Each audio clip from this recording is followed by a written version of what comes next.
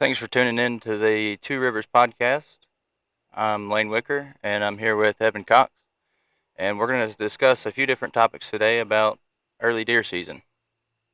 We're going to go over what bow we're shooting this year and our setup, and then we'll get into some other early deer season topics of how to prep for early deer season and when and where to hunt during early deer season. I'll start out. I'm currently shooting a Hoyt VTM 34, and I'm running VAP TKO 300 spine arrows, as well as the G5 Mega Meat broadheads.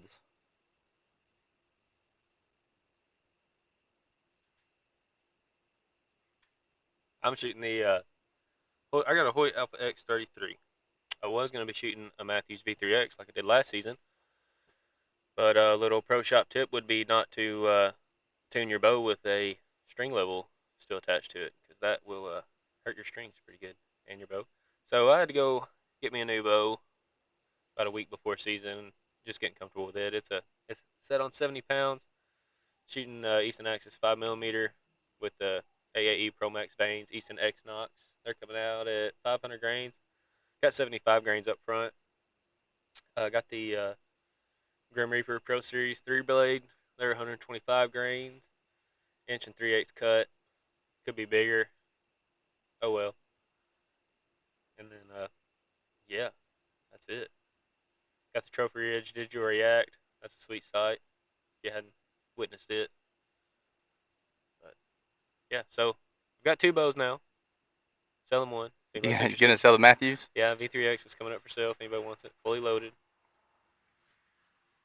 Yeah. So I'm hopefully, running the one of the new black gold sights. I don't remember exactly which one it is, but it's their new slider sight. I never shot a slider sight until this year. It's a different ball game compared to what I was shooting on my old Hoyt. I was shooting a Hoyt Power Max. I've had it for 7 or 8 years. I got it when it first came out.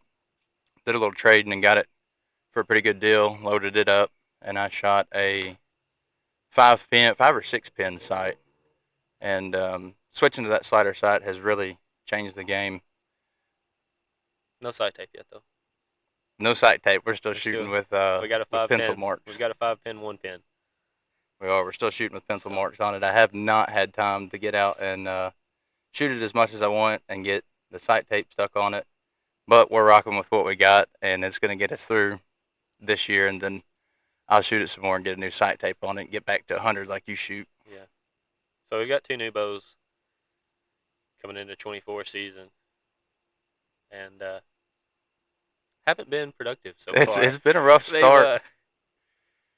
they're awesome bows to shoot, but it just hasn't worked out on some deer so far. I've never shot anything but a Hoyt. Like you said, you had the Matthews. You loved it. Yeah. It shot great. You shot tournament with it. Um, I've personally never shot anything but a Hoyt. I did have a bear bow as a kid, but I wouldn't consider that. That was I didn't hunt with it. very first bow. I'm not gonna say first bow. First compound bow that had enough power to kill a deer was a Bear Cruiser. The first Bear Cruiser. Now there's 4 or 5 different generations of them. I had the very first Bear Cruiser when I was like 12. And yeah, I don't remember which bear I had. I can't remember exactly. It was one of the youth bears, and I had it set on like I don't know, 35 pounds. I attempted to shoot a deer with it. It did not work out as planned. I missed the deer 6 times, and shortly after that, I switched to the White Power Max, and I shot it for 8 years. It was a great bow, very quiet bow. Then I just decided I wanted to upgrade, so I went to Shooter Supply and found the VTM 34 sitting on the shelf, and the guys up there were great to deal with. They fixed it up and fixed me up with everything new on it, and they also sold my White Power Max for me. So I've been shooting that this year. It's a completely different ball game. You swap from a 8-year-old bow to a brand new bow. It's completely different. It's a big learning curve, really. Um, just so much better. It is. It's a lot. It's like I said. It's a different ball game. It shoots completely different. You can do many different things with it. Can't feel it in your hand. It is. It's a whole It lot lighter. just, but that's kind of how I was. I had that bear around like 12, then did not shoot a bow from 12 to probably 19, and then got this piece of crap Hoyt, and it was about 4 inches too short on the draw length. I was like, man, I'm gonna go get a good one, and I went up to shooters, and Caleb was gonna sell me one, and then his was over there on the floor right whenever the phase fours were coming out, and I was like, I want that one, and so I bought the V3X from him, and that's just going from a 10 year old bow to what's coming out now is just unbelievable. I mean, they're zero vibration, lightning fast, they're quiet, and they're Every, just getting better and better. everything's different. I mean, you go up 7, 8 years on a bow. I mean, it's everything is different. There's nothing the same on it. The technology they have nowadays with bows is absolutely incredible. Um, I did switch on broadheads from last year. Actually, from the last 4 years, I've been shooting Muzzy 3 blade fixed 100 grains, and I've shot 2 deer with them, and very little blood trail. Made made a decent shot on the first deer. Stuck it through his shoulder. Um, Tracked him for 500 or 600 yards, and um, blood disappeared. Never did find him. And then I shot a doe with him last year and put on a perfect shot, and blood trail just was not there. There was no blood to be found. The arrow was, I mean, it was painted pretty red. It was perfect. Followed a blood trail for about 10 yards and it disappeared. That's my setup is a total flip flop opposite of what I had last year. I had the V3X, and I only had either 60 or 60 pound mods in it because I still had it set up for tournament shooting, and I was just like, I'm gonna keep this low poundage for hunting and just build a light arrow for it, and that's what I did. I had a Black Eagle X Impact. It's 4 millimeter. I cut them short. I mean, they were light. It would go fast. It's shooting 320 something there, but once it hit something, it just had no like knocking power. It would hit it and stop, no penetration whatsoever. So this year, got the 70 pound bow, heavy 500 grain arrow with a big old broadhead on it, and I shot the 3 blade fix last year too, a Muzzy one, and I was gonna go with them again this year because really and truthfully, I don't know if I trust a mechanical just yet. But enough people have told me with the speed and the power I'm getting out of this Hoyt that there's no reason that broadhead should not open up. So going for them this year, and haven't been able to make contact yet to see if they work or not. So That's kind of where I'm at. I was never. I told myself I would never shoot a mechanical broadhead. I think it's And silly. Caleb at Shooters, he handed me the package. He said, "Dude, these right here are the stuff." That's He said this is the only way to go, and I got them and put them on, and I've been really nervous about them. Really, it's just hard to trust, man. Something can go wrong.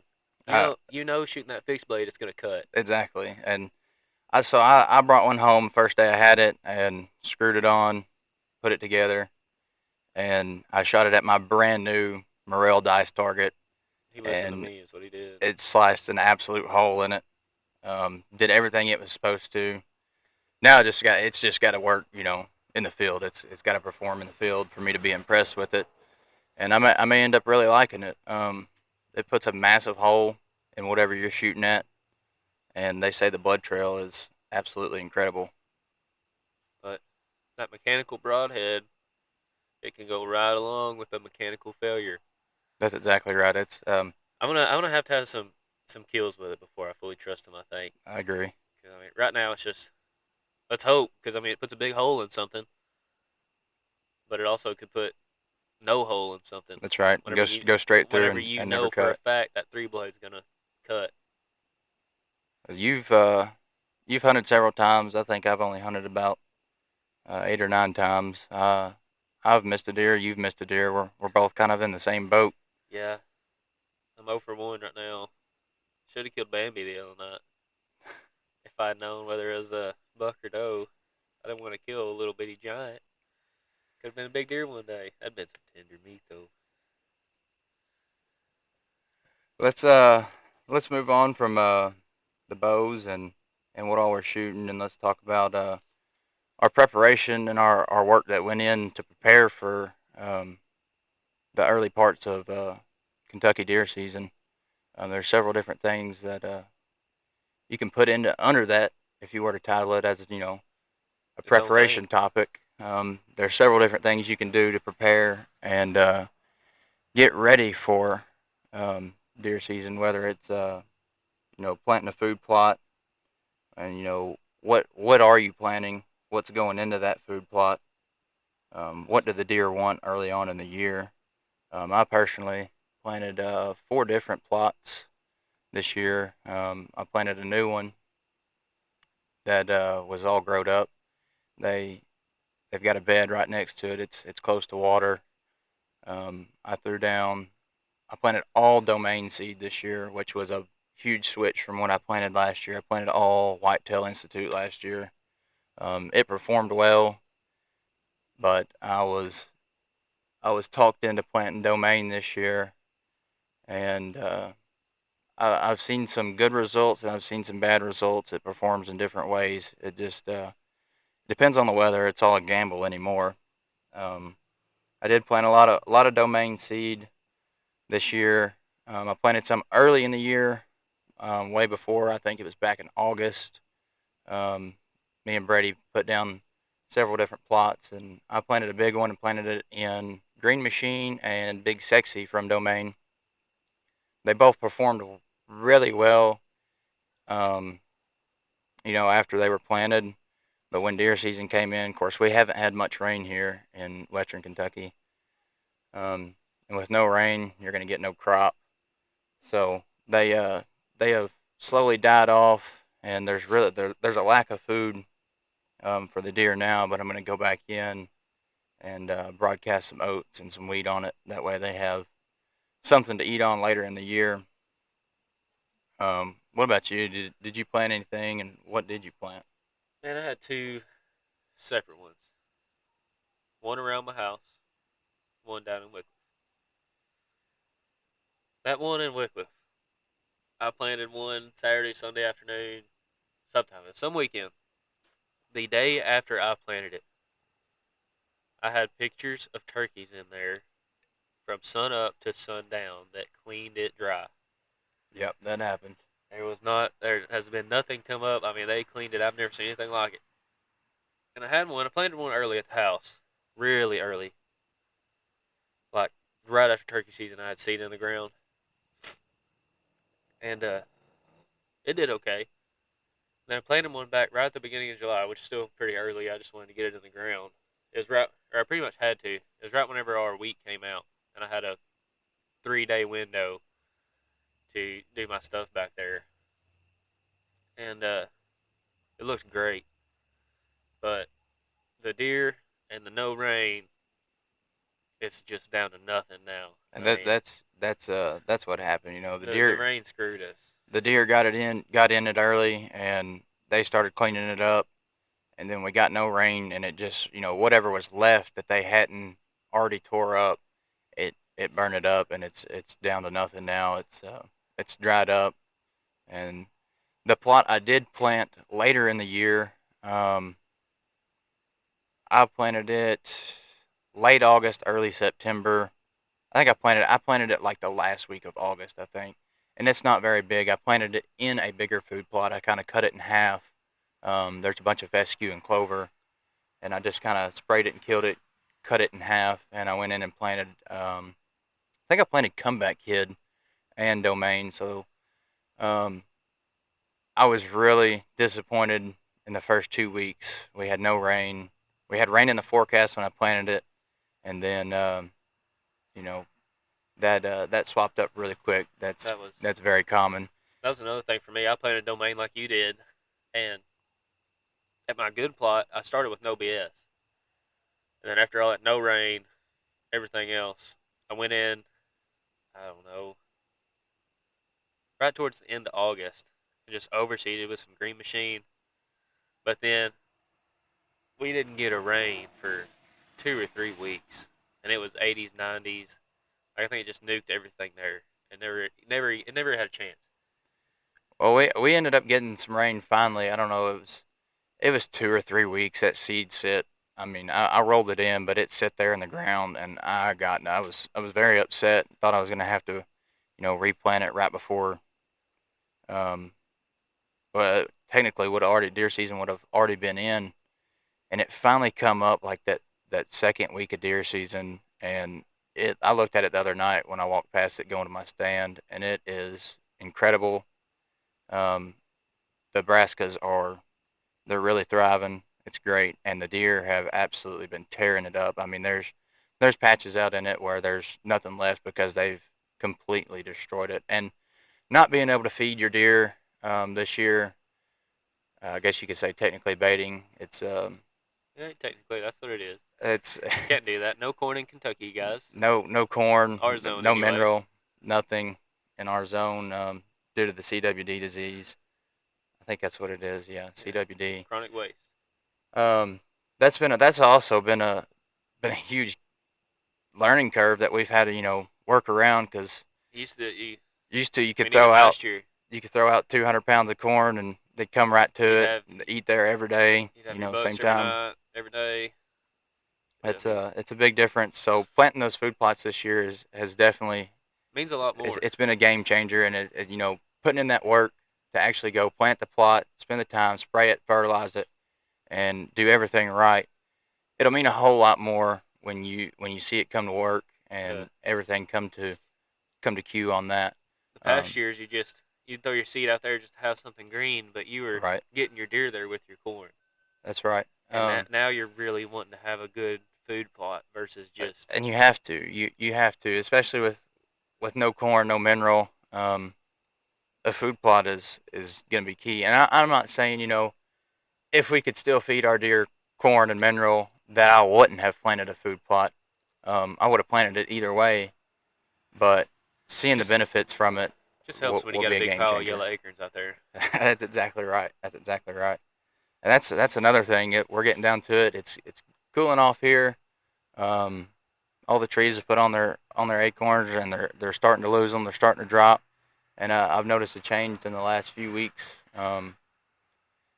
Especially the last couple of days in camera pictures, the deer have really been hanging around in the woods. I've hunted a So couple times in the last few weeks. They've been hanging in the woods pretty tight under the trees. less traveling too. There's a whole lot less travel.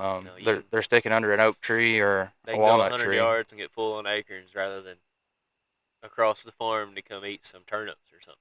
I agree, but early in the season when there's no food in the woods on the ground, um, that's where the food plot comes into play. Early in the year and in the cold, harsh winter months, When you a when you food plot is a game changer. when you still got the greens and everything else is ate up or spoiled. But I really look forward to seeing what that food plot that did make it. I look forward to seeing what happens with it and seeing how it plays out. Brady sent me a picture of his food plot the other day that we planted um, the same time in August as I planted mine. He just got a little more rain, and his is great. His looks awesome. Everything came up. It took it a while, but once it came up, it looks great. And I think early on in the year, if you have that food source, if you have somewhere for them to come, they're going to be there. I mean, that you can plant corn, you can plant beans. They're going to eat so much of that, and then they're going to be looking for other food sources. So if you've got turnips, you got brassicas, you've got rape, or whatever else in your early food plots, they're going to be in it. They're going to come to that food source, and I think that's a major role um, in seeing the movement and seeing the activity that you want to see. Well, while we're on the topic, not talking about food plots or anything, but what forage do you think they're looking for? Like say you got a place, no spot for a food plot, you're not wanting to cut any trees down. Like where are you going to set up to think deer coming to eat or traveling through? early in the year, if it's if we're set up in, somewhere you can't have a food plot. Say it's you got Like you go a down the boat right. 25 acre thicket or even a 400 acre woods. I'm going to be looking for a ditch with water in it or a creek because they're going to run that creek. They're going to look for that water source. They're going to be in there at some point looking for water after they've came from their food, wherever that may be. I'm finding oak trees. That's a great source too. Oak trees or bean field right now. Early in the year, I really think soybean field. That soybeans, they're hunting for proteins right now. Get on the edge of that soybean field. Them soybeans are plumb full of it. They're trying to build muscle, fat right now. They know what's coming, just like we know what's coming. But They're like you getting ready, said, same way we are. if you have you don't have anywhere you can get up against that soybean field or even a cornfield. I watched that early in the year. I watched the deer on a hunt. I watched them walk down the edge of a cornfield and pull ears off as they walked down the field. And as soon as they did that, they were looking for a water source, and that's where they were headed. If I didn't have the option to hunt a soybean field or a cornfield, hunt the wood line, and I'm deep in the woods, I'm gonna look for water in a creek or a ditch. Something wet that they're gonna be running. Late in the evening. That's another thing. Um, Early in the year, are you gonna hunt early in the morning or are you gonna hunt evenings? Me personally, I really typically like to hunt evenings only in the first part of the year.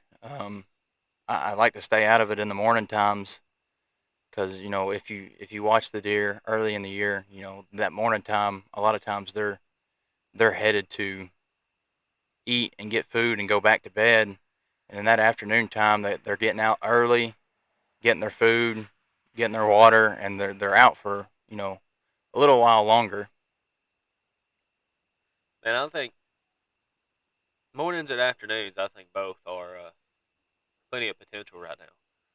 But I do think the hours from 9 in the morning to 4 in the afternoon, you are wasting your time sitting in a deer stand. Early in the year, absolutely, I agree. Right now, until it gets cold, you are wasting your time. Absolutely. You may get lucky if one comes through there at those in between those times.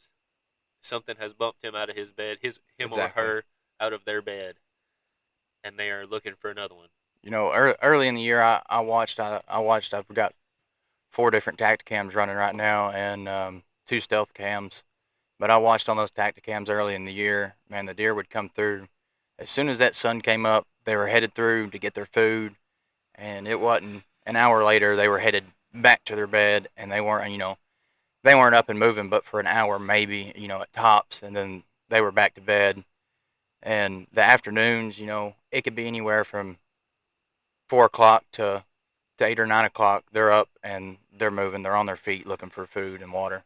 I mean, them bedding during the day, it's the same thing during the rut, except Right.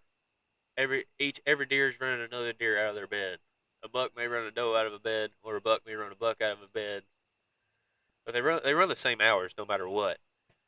It's just different. It's it all has to do with the weather. Whether it's cold or hot, and even the pressure. The pressure has a huge change. When the hurricane came through last week, and we got all the hurricane weather um, up here in Kentucky from Florida, I noticed a huge drop in the pressure, and I hadn't seen a deer. That whole week I didn't see a deer. It was wet. It was nasty. The pressure was really low. Um, my cameras were very quiet, and I even hunted once and got rained on, and I did not see a deer. They hung out in the woods, and they stayed close to their food in the edge of the woods.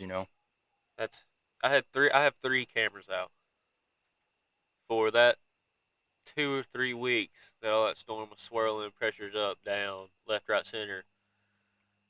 I did not have a picture of a deer. It was Right. unreal. And then, I mean, it didn't help that I didn't know at the time that one of my reveals had crapped out. So, shout out to R.I.P. the them. reveal. Shout out to them. Even though I went and bought another one yesterday. So like I said, I'm running four reveal cameras. I've had great luck with them so far. Um, they break. I email them. I get it fixed. Unfortunately for you, that was not the That case. is not the case. Not a Um, word from him. that happens. Maybe eventually you can get that worked out and get that fixed. Like you said, you've already bought another one Bought another one. And to that get one you was a through. good. I'm not talking bad at all. That one was a good camera. That one had 3 years on it. Has never been taken up one time. Solar panel on it. No batteries in it ever. It was a That, good one. that's what you said. You said you had it out for 6 years and or Three. for 3 years and you never touched it. Never touched it. That's something that's big nowadays. Getting in and out to your cameras, pulling a card or putting batteries in them. Especially early in the year, you're leaving a heck of a scent trail. Heck of a scent trail. And if you that's a whole nother topic, and we'll jump into that real quick. Um, where are you putting your cameras? And early in the year, how are you getting to them without leaving the most scent? How are you doing that? Man, I've got mine right in the plumb middle of my food plot. And all summer long, if I ever needed to go back there, I took a Polaris Ranger. And that's what I did. I've got two that are you've got to drive across Up the in food plot or walk across it to get to them. And I changed the batteries out. I'm running the lithiums in mine, so they last quite a while. But um, you know, up until deer season, I'm really not too worried about my scent being back there. I put my first two cameras out in June and started watching in June, and then middle of August, like you said, I drove a Polaris Ranger straight across the food plot, straight to the camera. I think the deer would be, I think they're more used to a vehicle. If you drive a vehicle across there, you're not leaving I a mean, huge scent trail like you were if you were walking across it's that food plot. it's farmland anyway. Right, I so mean, they're used to that stuff. you think if I drive my Fuller back on my farm right now that it'll be like, oh well, that's gonna ruin your deer season. But there's gonna be combines, tractors, people on it here in 3 or 4 weeks getting them beans out. I mean, it's the same thing. And they're used to that stuff. It doesn't. Yeah, they're gonna hightail it and run off. They're gonna get in the edge of the woods. 5 minutes after you're gone, they're gonna be right back. It doesn't bother them to where if you were to physically walk across that food plot with a pair of tennis shoes or rubber boots on, you're leaving a trail all the way across that plot of whatever scent that's on those shoes or those boots. To whereas if you're riding a Ranger or a four wheeler or even an e-bike, those tires are rubber, they're on the ground. You know, there's not a There's huge a scent trail. non-natural scent to There's them. a big difference in that and wearing a pair of tennis shoes across of it. And I don't think it bothers them near as bad. Driving across it. That's in my opinion that's way better than walking across it or whatever you got to do to get to that camera to change the batteries or pull a card if you're not running cell cams. And speaking on scent on your shoes and all that, the last thing I'm putting on them right now is deer pee. That's exactly yeah. I personally don't ever do that, and it even if you look at a bottle of doe urine, it even specifies do not get it on you. Well, But I don't do that. Like you did the other day when we went a bottle of coon urine. That's natural scent, especially where we hunt. that's something that's going to be they walking through there that they think, oh, they're there every whatever. day. But if they smell a doe that they've never smelled in their entire life, they'll be like, hey, something's not right. There's deer. There's a stranger here. And later in the year, maybe that's the case. You take a little deer urine and put it on the bottom of During your the rut, shoes. I'm covered in it. That's one way to do it. Do whatever works best. I'm knees down estrus. Well, I personally me, I'm not. I've probably got a bottle of scent thief that I've doused myself in. No, I'm getting that on as much stuff as I can between where I walk from and my stand. And if that works, it works. I've never tried it. Maybe maybe that's something we dive into and do different this year. Maybe try that and see what happens. But it just kind of depends on where you're at and what you're hunting at the time. Um, truthfully, and it depends on the weather and what type of season the deer are in. What they're doing, what their pattern is. So I think early in the year, your best bet, like we did the other day when we went, um, some coon urine on the bottom of your shoes. That's going to cover it up pretty good. That's natural. There's coons in and out of there all day, especially where I hunt. I've got a picture the other night of 6 or 7 coons walking through my food plot.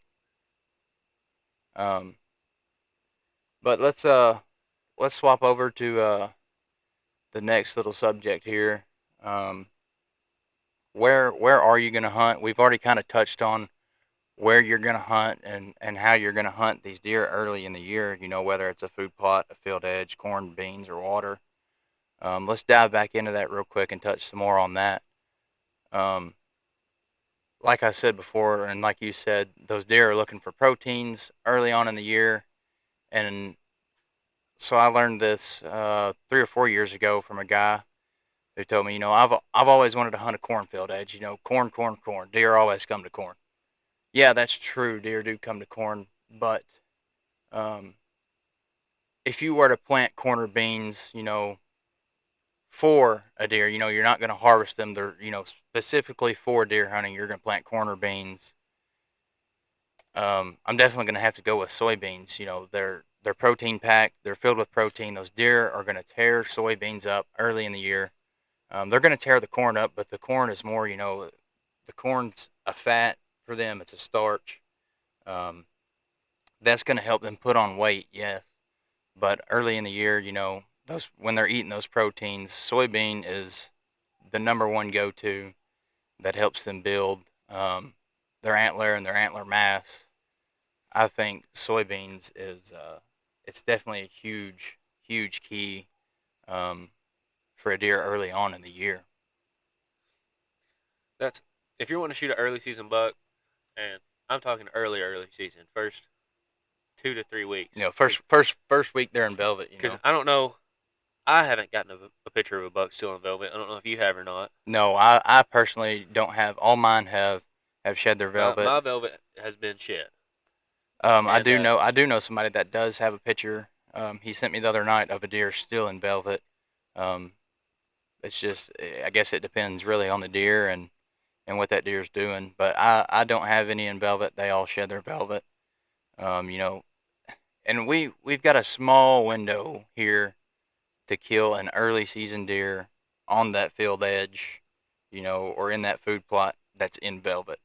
Usually within the first week to 3 weeks of season in September, they're shedding their velvet, they're rubbing it off, and usually by the 4th week, I don't have a deer that's still left in velvet. But if you've got a deer patterning on camera that is in velvet, get out of the woods to hunt it. Exactly. Having that velvet on their antlers is like having a scab on your body.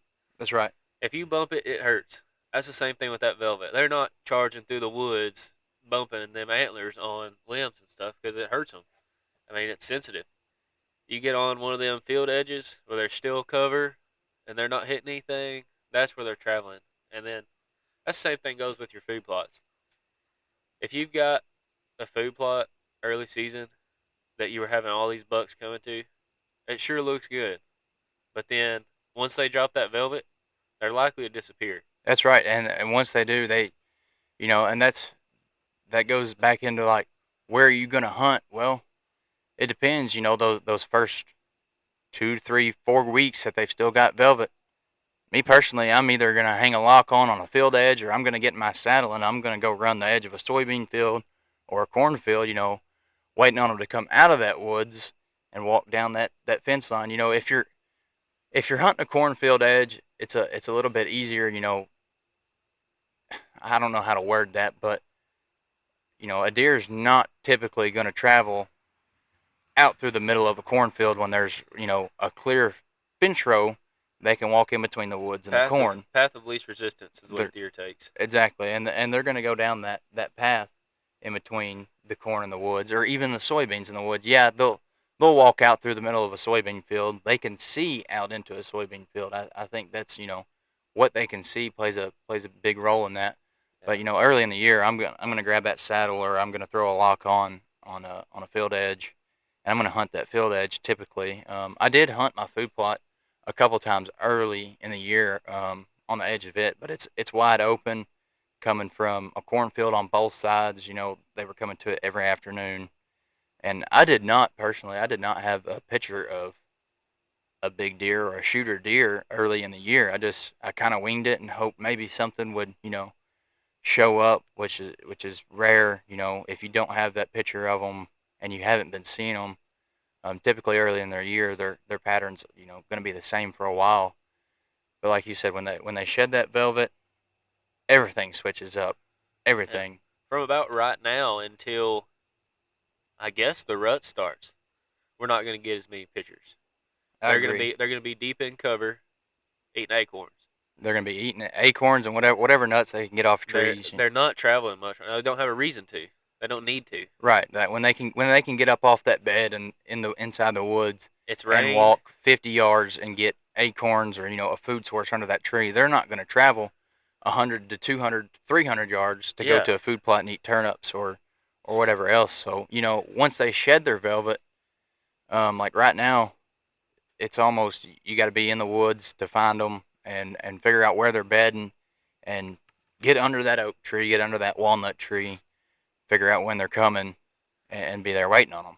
And you talked about them traveling to get food, and that's what I was getting at a while ago. Is that with that sensitive velvet, they're not.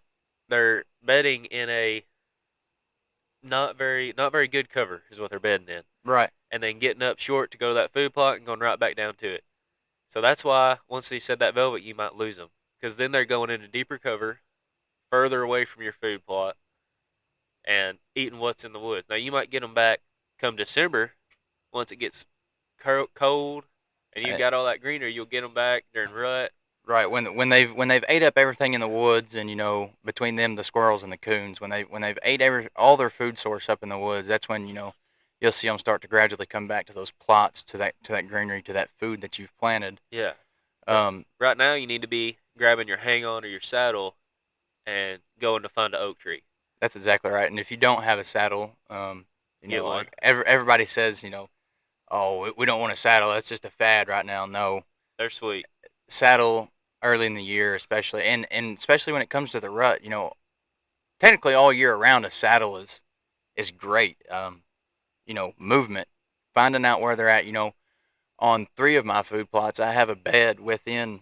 One of the beds is on the edge of the food plot. They're constantly bedded there, and it's tall Johnson grass and briars, and they're getting in that, and they're hiding deep into it. And in 3 of the food plots that I have, I've got bedding like that.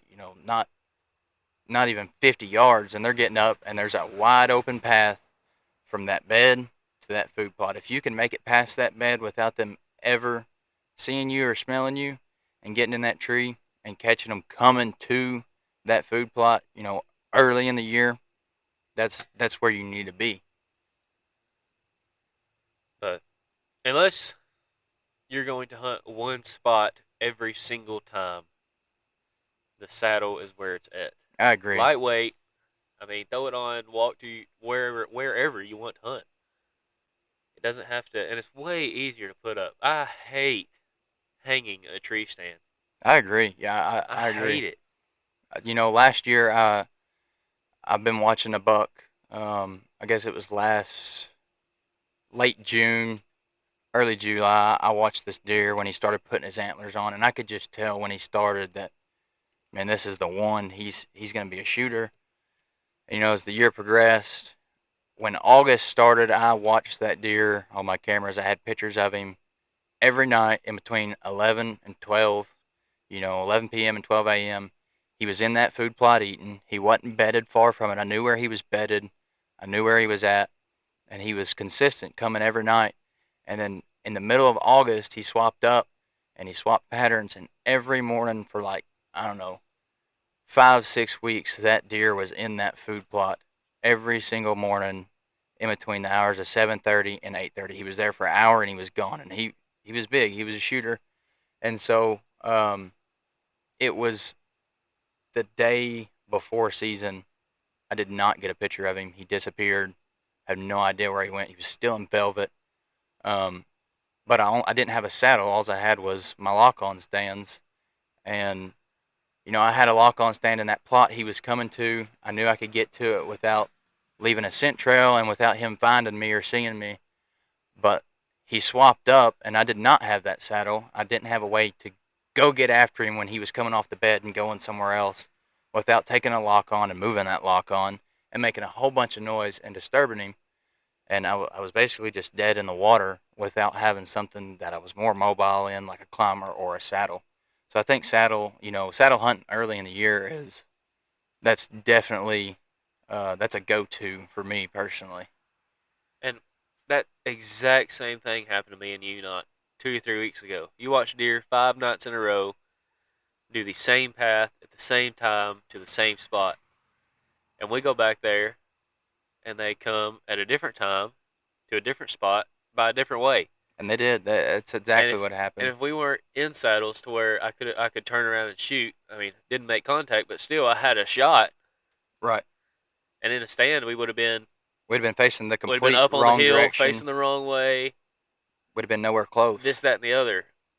I did. I watched those 3 does. And yeah, we were they there. were coming every afternoon for 5 days from the same direction, the same time. I knew where they were going to be. We threw the saddles up about 40 yards from where they had been coming to in front of the camera and eating on that green stuff that I'd planted.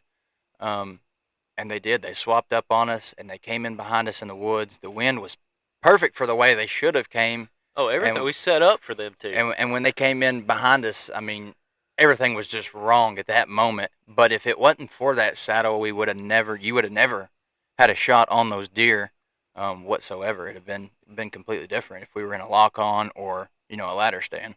Yeah, then you never would have had a chance. Just would have had to watch them go on. But that was a good hunt. You may have not made contact, but Saw we some learned deer. something. Learned some stuff. Need to hunt on the ridge. I did. I went back the other night and I hunted up on that ridge, and of course, I swapped up to what they had been doing, and they did the exact opposite, and they actually started coming back from where they had previously when I was watching them, and they completely juked me out, and I watched them come straight into that food plot 100 yards away, eat on that green stuff, and then they headed straight to the bed on a briar thicket and a Johnson grass thicket, and they just laid down in that. Spot and stalk. And that was the end of it. Spot and stalk, yeah. Sneak. But I think early in the year, if you don't have a saddle, get a saddle. Learn how to hunt out of it. Learn how to use it. Learn how to put it up before you ever shoot take it in out the in the yard field. before you go to the woods. Absolutely. I got my saddle at the end of last deer season. Evan actually talked me into it. He took his and hunted with me, and I really liked the setup, so I ordered me one and got one, and I put it up first thing this year when it warmed up, and I got my new bow, and I just shot out of it. I've got a telephone pole over here in my barn. Threw my target out in the driveway, and I wasn't very high, but I set up 2 sticks, and I shot several times. Just learning how to shoot out of that saddle, and learning the different ways you can shoot out of that saddle. You can virtually shoot 360 degrees around that tree if you're in that saddle, depending on your platform and how you've got it tied up. And not even about just shooting out of it, but being able to be comfortable in it. Like, it's a different feeling than feeling like you're sturdy sitting down in a stand. Like, you're trusting a rope. You are. You're trusting nothing more than a rope. You are hanging off a tree by a rope. If that rope or your bridge fails, you are going down. That's exactly right. So just hanging out in it, feeling confident in your equipment is the number one thing about being comfortable in the thing and making a good shot. Because if you're not comfortable, if you're not confident, you're going to be worried the whole time anyway. And that's something I noticed. I got a saddle late last year, and then this year I bought a brand new bow with everything new, swapped up arrows, Evan even put different vanes on them for me. I wrapped them with 1-stringer arrow wraps and put blazer vanes on them, and just learning that bow and learning those arrows and then having to learn a saddle, everything this year for the 24 season, the start of it, has been a completely different ball game than what I was used to last year, where I would grab that bow that I'd been shooting for 6 years, go getting a lock on that I knew was sturdy. I knew where I could shoot out of it, to now where I've got a completely different setup, a longer bow, axis to axis, and shooting out of a saddle is it's a completely different ball game. He finally got some good equipment, is what he's saying. I guess you could, well, yeah, I mean, absolutely. I went from a Hoyt Power Max to a Hoyt VTM. That's a major jump in today's world. And 10 years in a bow and some fresh arrows. You even jumped up a year newer than my VTM. You went up to the Alpha X, big money. But I mean, one of my buddies got up in my saddle the other day, and knees were shaking. He didn't trust it. And that's a big thing. You've got to trust your equipment. You've got to get comfortable with it. That's what I told him. I and said, you've dude, got to get used to it. It didn't go anywhere. It's That not. day- It's not. That day I hunted with you the first time out of it, and I stepped completely off the platform and hung by that tether. You looked at me big-eyed.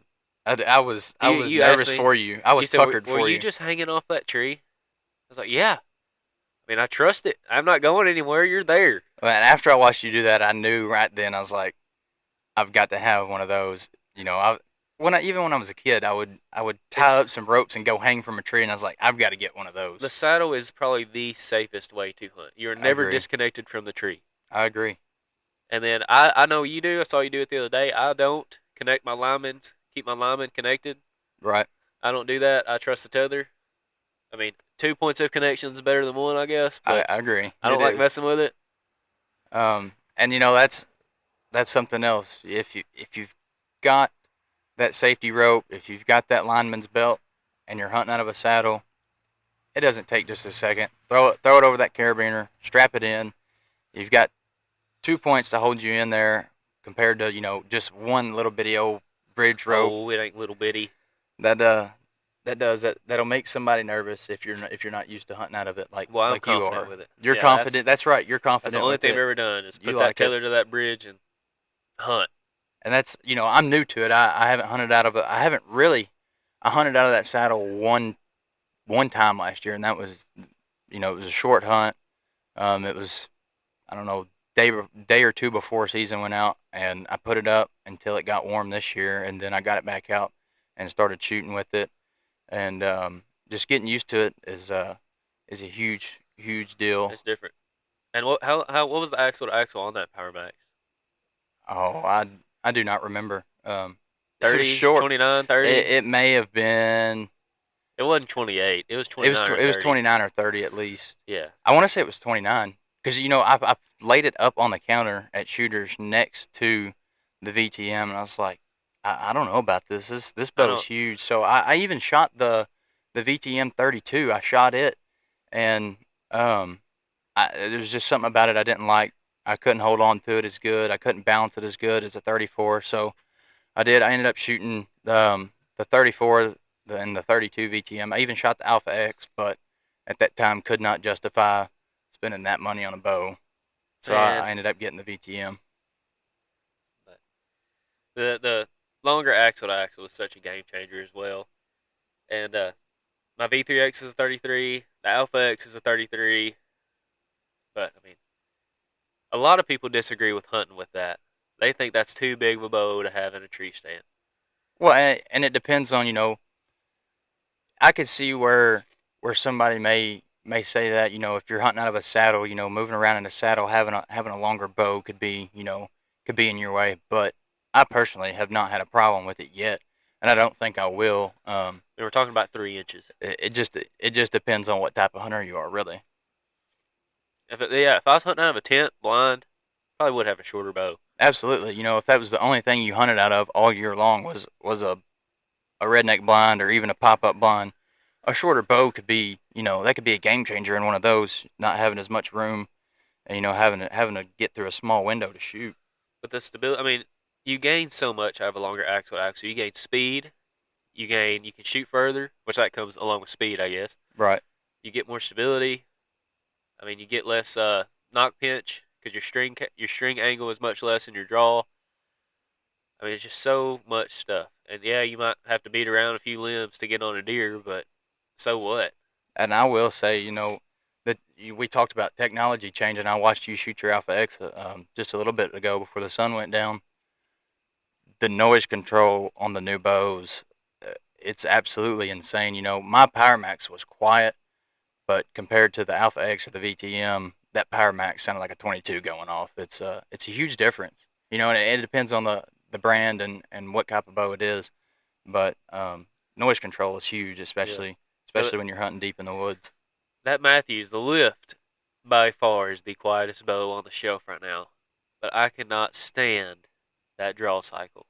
It is different. Oh my gosh. Why they got rid of the cams that are on the Phase 4 and the V3X, I do not know. But they need to get those back. I don't know what they're coming out with this year, but it better have different cams on it. Well, I watched my buddy. He's got one of the new lifts, and we shot side by side one day, and just watching him shoot that bow looked so uncomfortable. It did not look, and nothing about it looked comfortable. It was quiet and it was fast, but the bow looks good, but he just looked uncomfortable shooting that bow. That you only get 200 shots out of it before you got to send it back for new limbs. For new limbs. Yeah, everybody's had that problem. It seems like it goes. It's just like you buy a new truck these days. You got There's all kinds of there's bugs to gonna work be out in stuff it. wrong with it. Right. I'm not saying that, but they're the first bow manufacturer to ever put a grandfather warranty on it. Like, say you had a Lift, if I bought it from you, I get the Matthews warranty as well. Wow. Just because they know that, hey, we've got a problem and we're trying to fix it, but we haven't. Like I said, I've never shot anything. I had that bear when I was young. I wouldn't consider that anything huge, but hunting wise, I've never hunted with anything other than a Hoyt, and I absolutely love shooting a Hoyt. I've shot a Bowtech, I've shot a Matthews. Like I said, I've shot the bear. In my opinion, I'm going with a Hoyt. 9 times out of 10. It just depends on what everybody's got that year, and what I want to go to and what I want to do with it. I'm a free agent. I don't care what I shoot. I went in there whenever I bought that Alpha X, and I shot. I'm not going to say every single bow, but I shot most of them. And I'd shoot one, and I'd say that's not in the running. And I had 4 or 5 bows there lined up. I'd shoot them all again, and I'd take one away. And then it came down to that Alpha X, and I was like, all right, that's the one. I didn't look at the price tag. I was just, Some people don't have that I option. wanted what felt best to me. Right, right. And then if it feels good and you're comfortable with it, that's what you've got to go with. Because unless something comes out crazy next year, I'm not getting one next year. Right, me neither. I'm gonna shoot that VTM for a while, as long as like you said, nothing crazy But cool comes out that I just have to have. if there's one I like next year, I would think about it. That's all I'm gonna say. Yeah, absolutely. Especially you've And got. I wouldn't have bought one this year.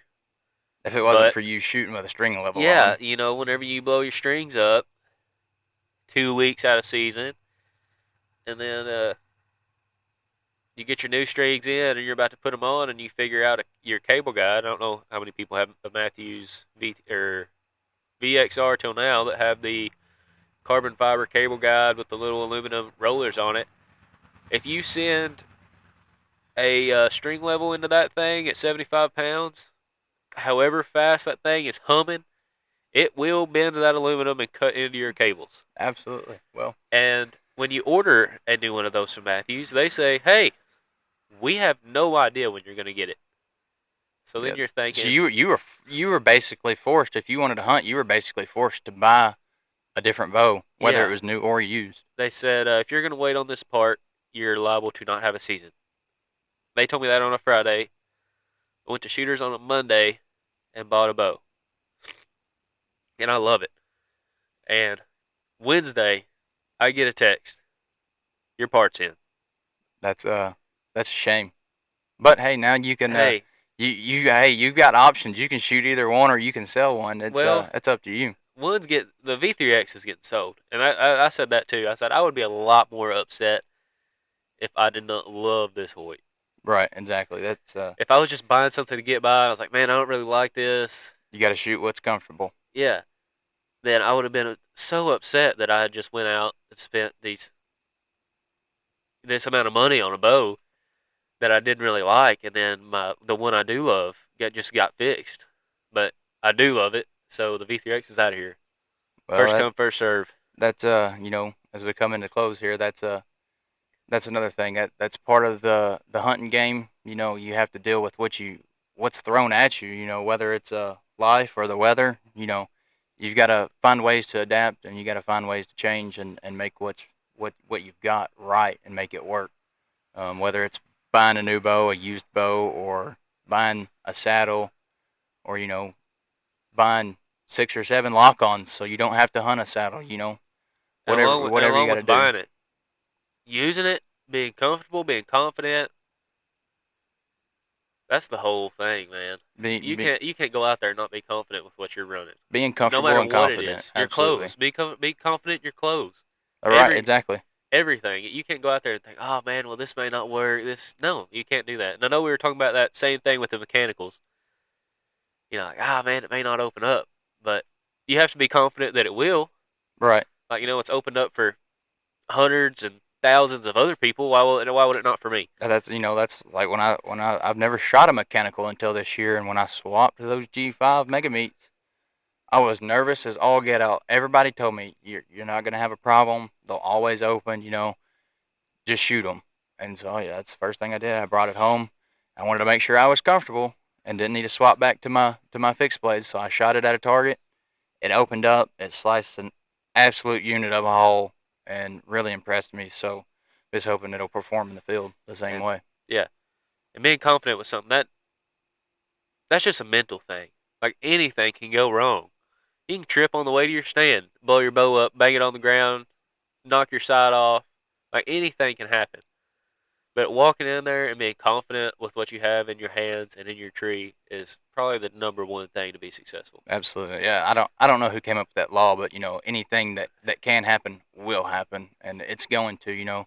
When you think you've got something figured out, whether you think you've got that deer patterned or where those turkeys are going to be roosted, you don't. Everything's going to change. Yeah. It's when you think you've got it figured out, you don't. Keep learning, keep pushing to learn more and figuring things out, and that's how you become successful. Yeah. All right, we're going to close this one out, and we'll catch you on the next I think it was a podcast. good one. I don't know when it'll be. Good first one. It may be at the end of deer season, and then may touch a little on duck season. But we will catch you guys on the next one. We got to get a rut cast. Absolutely, I agree. See how everybody's season's going that far. So hopefully we'll be tuning back in towards the end of the rut and catching up with everybody. And we look forward to it. Thank you, guys. Yep.